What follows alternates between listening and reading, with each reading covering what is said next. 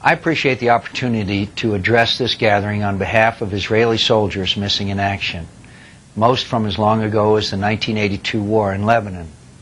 I regret that I can't be there in person, but very much wanted to commend the International Coalition for Missing Israeli Soldiers for their truly admirable work on behalf of those who remain unaccounted for, as well as the families that suffer the fate of not knowing. As this tape is made, the last Israeli soldiers are leaving southern Lebanon, but this dinner tonight is a stark reminder that the last Israeli soldier has not in fact come home. With that withdrawal, the issue of those soldiers missing in action must once again be thrust to the forefront. There is no greater pain than the loss of a child. Over time, you learn to live with the pain. To know that your child was captured alive and held as a prisoner, possibly never to be heard from again, however, is a pain that endures in an entirely different way. The sense of unknown prevents the closure essential to the healing process. If there is any chance that the child is alive, you will do anything to get him or her back. To be kept in the dark about that child's fate as a matter of policy, however, is to endure an act of cruelty foreign to the nature of most civilized societies. The families of Zachary Baumel, Zvi Feldman, Yehuda Katz, and Ron Arad have lived with that pain for over 15 years.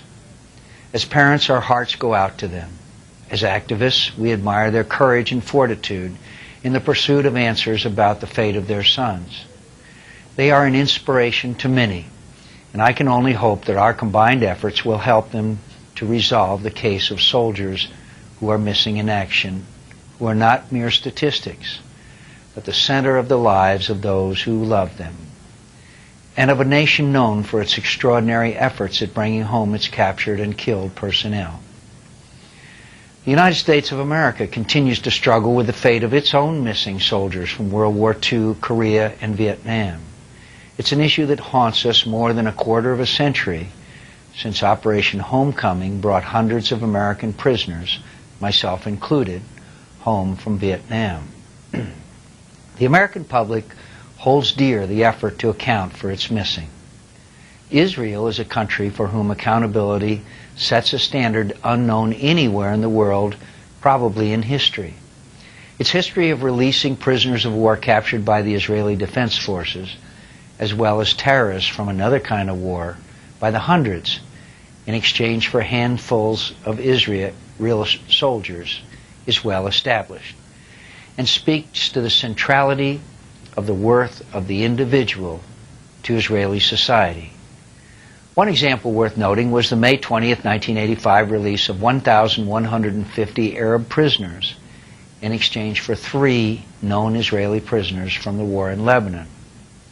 That exchange was symptomatic and symbolic of the value Israel places on the recovery of its soldiers. It's difficult not to be touched by that phenomena, repeated numerous times over the years. It is imperative that the United States continue to make known to Israel's partners in the peace process, as well as to those who reject that process, that our own commitment to the intrinsic worth of the individual is shared by Israel, and that we stand together in demanding accountability for Israeli families whose loved ones remain missing in action.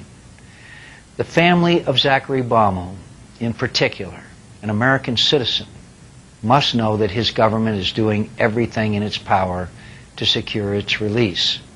To do otherwise would be to abandon our most fundamental responsibility. Again, I regret that I was unable to be in Israel for this memorable and poignant occasion. Please know that my thoughts are with you, and that I will continue to press the American government to never, never let Israel's neighbors in Lebanon, Syria, and in Iran forget that Israel does not stand alone in its efforts to recover its missing servicemen and women. Like those who gave their lives so that Israel could survive, the missing must not be forgotten, ever. Thank you.